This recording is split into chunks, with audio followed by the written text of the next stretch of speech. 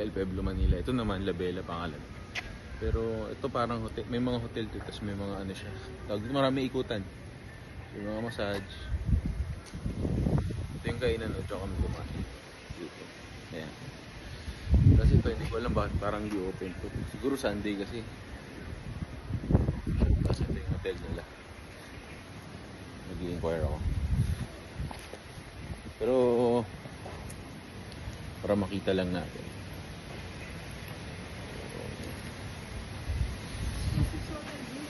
Ha? Ay, sorry. Sorry, mag-inquire lang. Wala, hindi po open yung coffee shop niyo.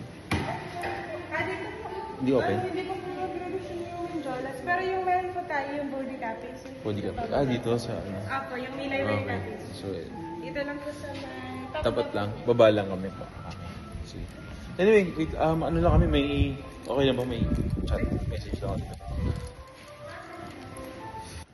Nandito ako sa library ng La Bellas dito sa La Bella, Tagaytay. Ito yung counterpart ng El Pueblo sa Tagaytay. Pero mas maganda to kasi may mga hotel to. Tapos, nag-order kami ng ano, tea, tsaka choco. Ito yun, yan yung maganda yung interior nila. So pag tinignan mo, medyo, ano yan, tawag dito, madaming iikutan. Ano ba yung si doktor, girlfriend ko. Kasama ko eh, kasi ano kami, tawag dito, umikot kami sa Tagaytay.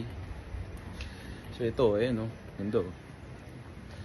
Pwedeng mag-aral dyan or mag-stay.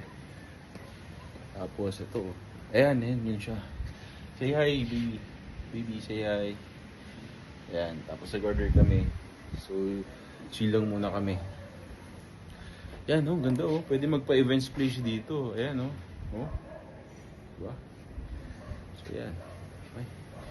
Pag ano, search nyo lang La Bella Boutique Tagaytay sa Waze or sa Google Maps.